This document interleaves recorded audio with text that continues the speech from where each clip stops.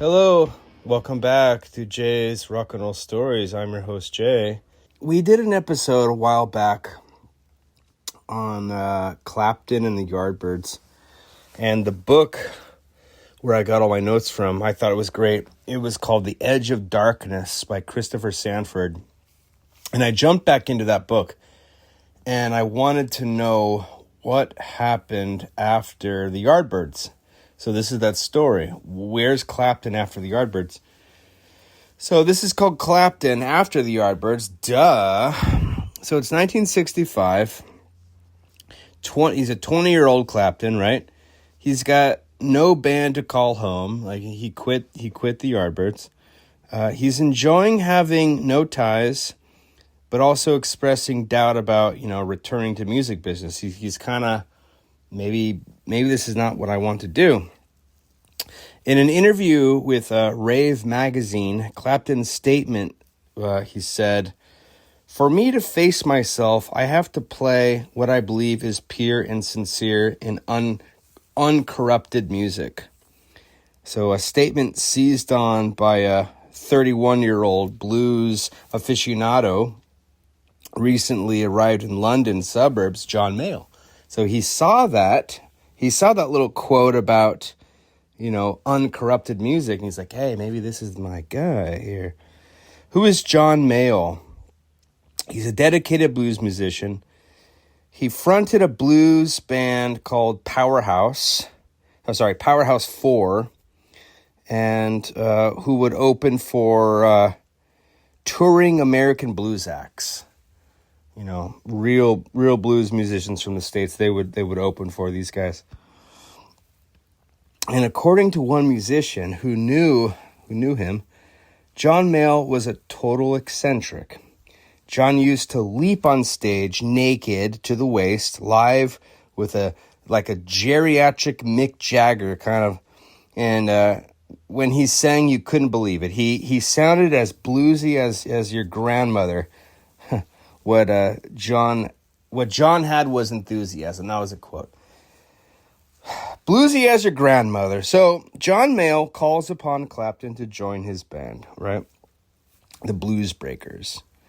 And even impressed with the band name, Clapton agrees. He's like, shit, yeah, let's go. So Clapton moves in with Mayall, his wife, and their 2 little kids. He takes a little attic room upstairs. Pamela Mayall, that's John Mayall's wife, writes how Clapton kept to himself. He's a quiet guy.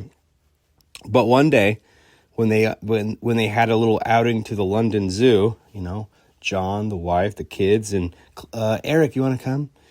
A little excursion to the zoo. Clapton had such a great time.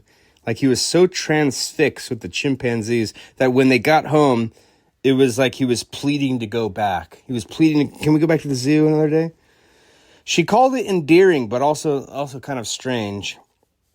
So Clapton meets his fellow blues breakers, Huey Flint, that was the drummer, John McVie on bass, and both had been impressed with the song "Got to Hurry" by the Yardbirds.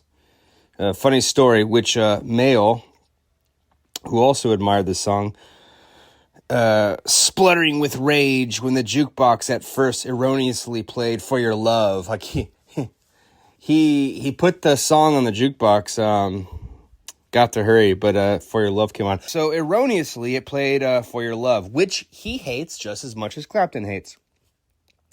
All right, yeah, that's the song Clapton hated the most. Maybe also did Mayall. So this happened. So Mayall and the other guys have mixed feelings toward Clapton. They enjoy his opinion, in Blues Breakers, because the Blues Breakers are a true band, and the Yardbirds were shit. That's what they're kind of saying. Sort of a camaraderie. They all agree on that. But there's also the comments from Clapton towards Mayall expressing he's not good enough. He's not a good singer. He's too flamboyant. He's too much, showy, but he really doesn't really deliver. So Clapton sort of takes lead on the band, and Mayall, quoting the book, Mayall's already a middle-aged, craving the prestige of success without the commercial focus to achieve it. Increasingly deferred to his guitarist. So he's always depending on the guitar player. You know, he's like an old schmuck up there. All right. All expressing a lot of love for the blues and a commitment. It could be pointed to an album that came out in 1958 on Chess Records, a record called "The Best of Muddy Waters," and this was a record that everyone, like, if you're true blues, you're listening to this one.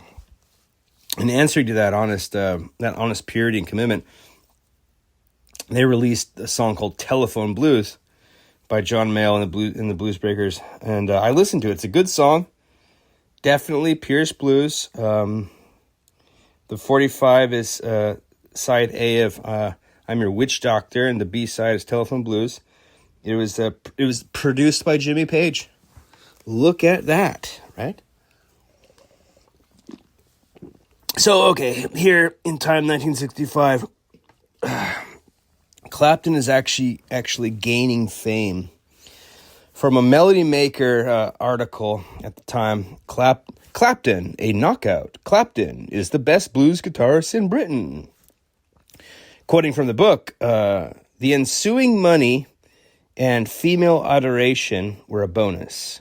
He began to develop or extend a personality wholly devoid of security while not lacking in ego. Clapton was brash but never confident. Naturally thin-skinned, he was easy to offend, and by his own later admission, took things too seriously. So his look of unmitigated doom was animated by eyes that appeared to be hungry for approval.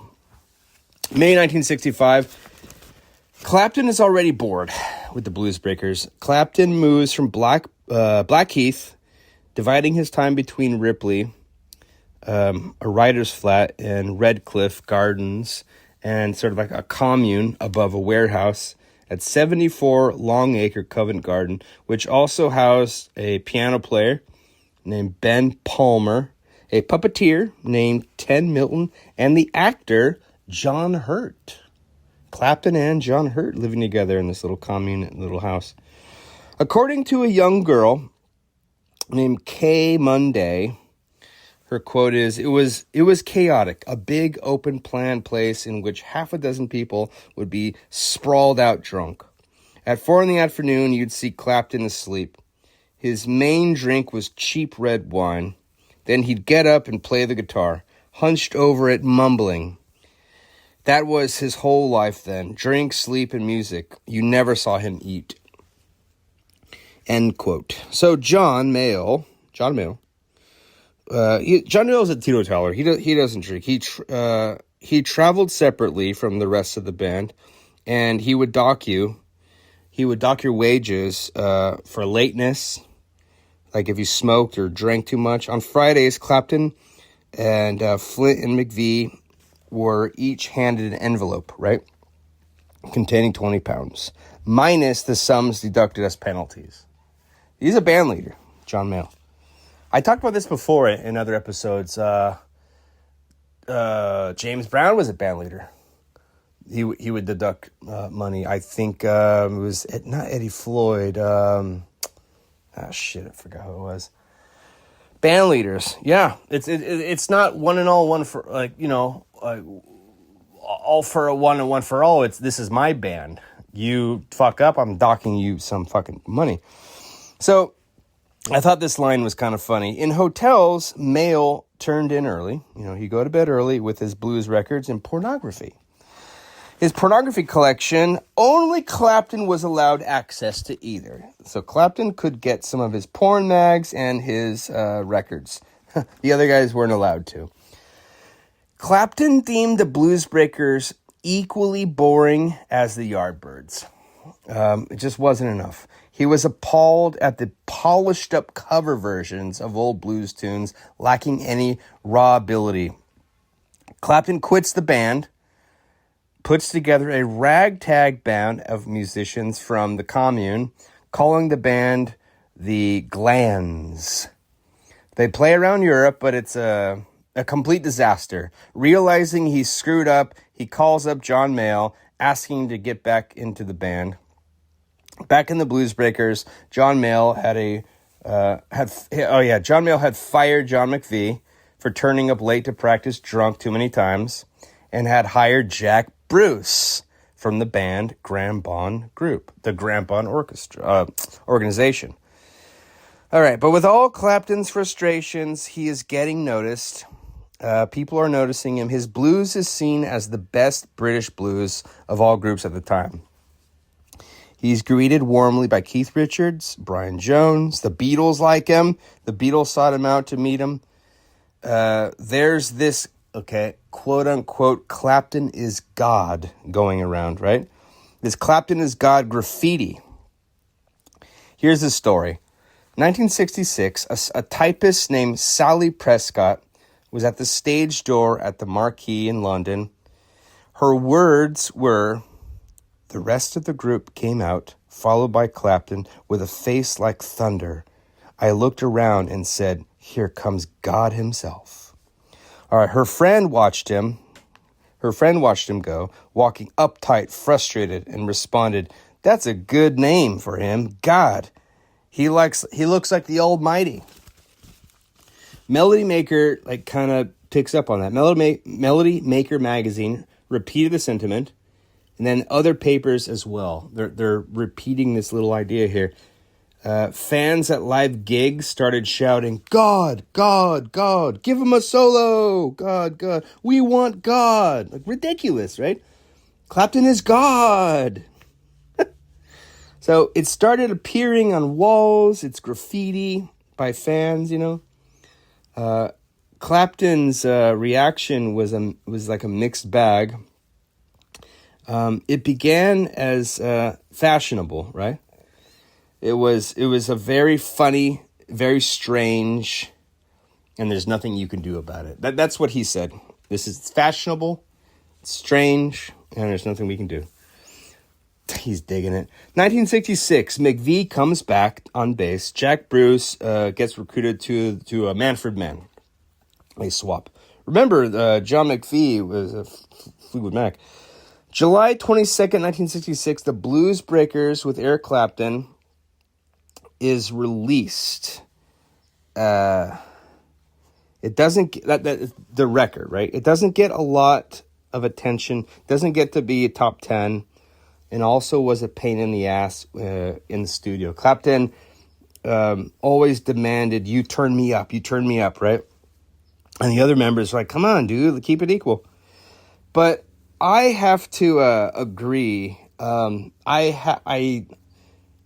had an original copy. I don't know what I did with it, but that original that record, 1966, the Blues Breakers with Eric Clapton, it's really good because that guitar is so in your face. And then in the studio, Eric Clapton by singing "Do what was his name?" John Mayall was like, "Do whatever God wants." But no, like if you had kept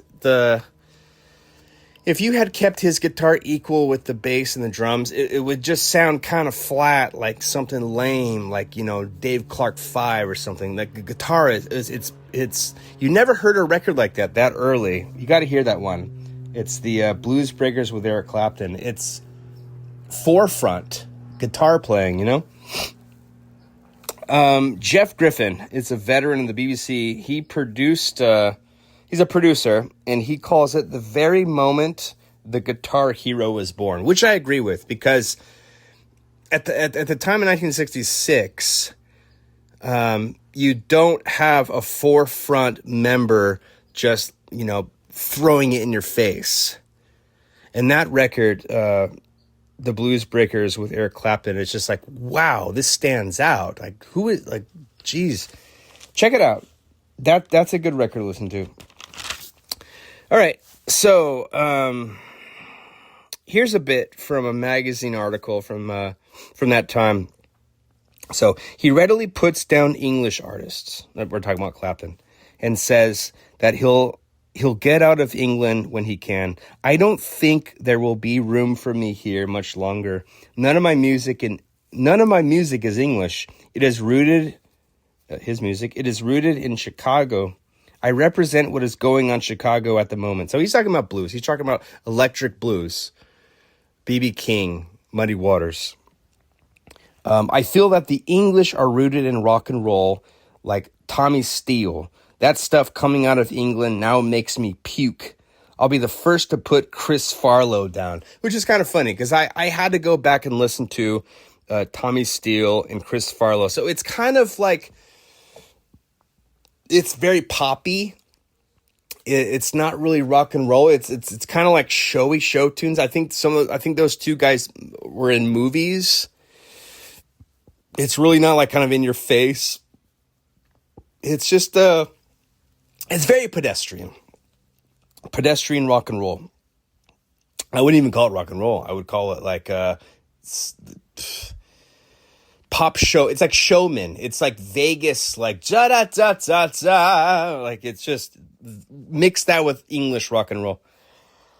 So that's his mindset. Okay, he's ready to fly the coop. He's ready to leave England. There's a party for him celebrating his 21st birthday at John Mayall's house. He, the Blues Breakers, a poet named Pete Brown, also British pop singer Lulu, who would go with Clapton. Clapton's dressed in a gorilla costume. And the gorilla and Lulu, the pair, they would disappear into one of the bedrooms. And, who knows, right? All right, so the next week, Ginger Baker, the drummer from the Grand Bond organization, played informally with the Blues Breakers and declaring himself knocked out. Knocked out by Clapton, just hearing what he's doing. So Ginger Baker, he's the drummer. He was amazed by what Clapton was doing, and so he agreed to stay in touch. Don't forget, Jack Bruce was in the Grand Bond organization as well. So between Clapton, Baker, and Bruce, that began in April of 1966. Joe Boyd is a famous English producer. He was putting together a compilation album. A little group was formed called Eric Clapton and the Powerhouse. And they do a few songs on the album. They do Crossroads, the Robert Johnson song, I Want to Know, and Steppin' Out. The other bands on the compilation are, this is still 1966.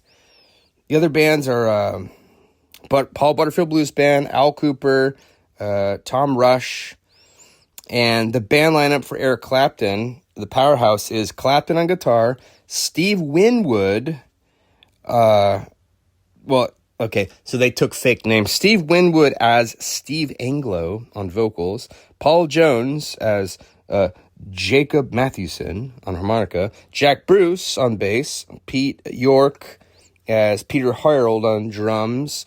That was released in May of 1966. So it's kind of like some studio stuff going in the right direction. This chapter also talks about how Eric's moods, his little temper tantrums, are like a little petulant little child here. He would do this thing while in the studio or warming up where he would act like you offended him as a way to make himself stand out as like different than anyone else. And then you would question, like, wait, what happened? Like, who upset Eric? You would say something and he would act all offended, and like it would just kind of cause this chaos where, why is Eric upset again? And at the same time, then he would approach you and compliment you on your playing or something, and saying like, "Oh, you're such a good guitar player," or whatever. Really, really kind of bitchy. Really kind of like navigating like this gossipy kind of crap. it empowered him. So back to the Blues Breakers. Clapton and John Mayall are now regularly getting into arguments privately and publicly, mostly about Clapton's annoyance of John Mayall's stage performance. Eric Clapton thinks the Blues Breakers are just doing a polished up version of a classic blues song. It's like there's nothing original to it, right? At this point, he realizes that he can do this on his own. I don't need Mayall. I don't need John Mayall to do this. And then the idea of a blues trio comes to his mind. So, what he's driving, but who, right? Clapton's words, who is going to do this with you? He says, me, or more me. Chorus, right?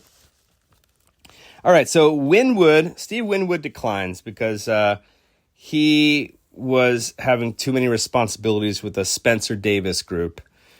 Pete Hogman, who also practiced with Clapton, said he said something to Eric that set him off, and he was the guy that was hitting the head with Eric's guitar. So he's like, I'm not fucking hanging out with that guy.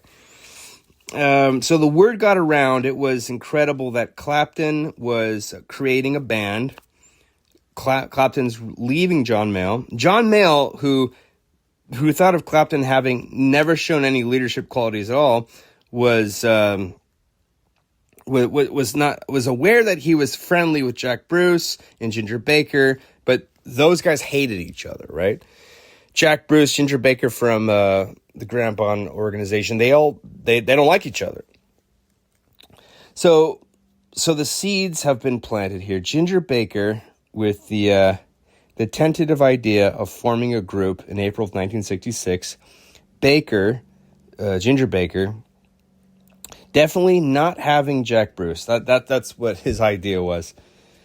So he approaches Eric like, let's do this, but let's not have Jack Bruce. Let's definitely not have Jack Bruce. It talks about how Ginger Baker would throw his drumsticks at Jack Bruce's head. But Clapton insisted to Ginger Baker that, no, I want Jack in the band too. All right, so Ginger Baker then goes to Jack Bruce's house, who is surprised to see Ginger, but agrees to join the band when he's asked. All right, so, wow, look at this. Eric Clapton, Jack Bruce, Ginger Baker. All right, so a witness to their first jam heard from outside of Ginger Baker's window. This is way out in the countryside. This is 1966. Out in the countryside, a 12-year-old boy named Gary Lawson was riding his bike. He stopped to listen. Soon, about half a dozen kids stood outside next to him with their mouths agape, their mouths on the floor. It sounded like 9 or 10 people playing inside different instruments. I couldn't believe it when the three came out and said, "We're it." All right, so Ginger and Jack Bruce both suggest Robert Stigwood to manage them, from having worked with them with Stigwood in the Graham Bond organization. He signs each musician to personal contracts. At the line contract to be signed, the line marked title of artiste, right? Jack Bruce said Clapton came right out and said it. We're the Cream. That's the name of the band. Okay, fast forward to 1988. Clapton states, I was only turning 21. You have this dichotomy of a guy who was a serious blues musician and who was also very young, wild man. There was this adolescent side of me that wanted to get out and see the world. I was feeding on a lot of other directions, and I started to look on the whole Mayall thing as a dead-end street. I wanted to be a star. All right, let's wrap this up here. Quick end story here. John Mayall opens up a Melody Maker magazine in June of 1966. It reads the following. Eric, Jack, and Ginger team up. a sensational new group starring Eric Clapton, Jack Bruce, Ginger Baker is formed. Top groups will be losing star instrumentalist. As a result, Manfred Mann will be losing his bassist, harmonica, and singer, Jack Bruce. John Mayall will lose his brilliant blues guitarist, Eric Clapton, and Grand Bun Organization will lose his incredible drummer, Ginger Baker. Enter the band Cream. So when John Mayall read that, he went freaking ballistic. Clapton's gone. Clapton's gone anyway, but John still fired him. He's gone. You're fired, right? On principles. You know what I mean? On principles, right? So moving on. Blues Breakers hired Peter Green. But that's the Green and McVie that goes to Fleetwood Mac there. But that is the story of After the Yardbirds. So we will see you next time taking up on the beginning of Cream. And you have to keep in mind, this isn't a band of best friends. This isn't a band of brothers, the Beatles, right? Rolling Stones. These guys don't like each other. It's weird. I mean, Cream was probably one of my favorite bands since I was like 12 years old. And it's like you would think these guys are like, best buddies and make music together. No, they can't stand each other. So whatever, we're going to stop right there and we're going to talk about Cream next time. So I hope you enjoyed that story. And if you like it, come back. If you liked it, give me 5 stars wherever you want. If you want to reach the show, go ahead and reach me at jaysrockandrollstories at proton.me. And I'll see you next time. Rock and roll, baby.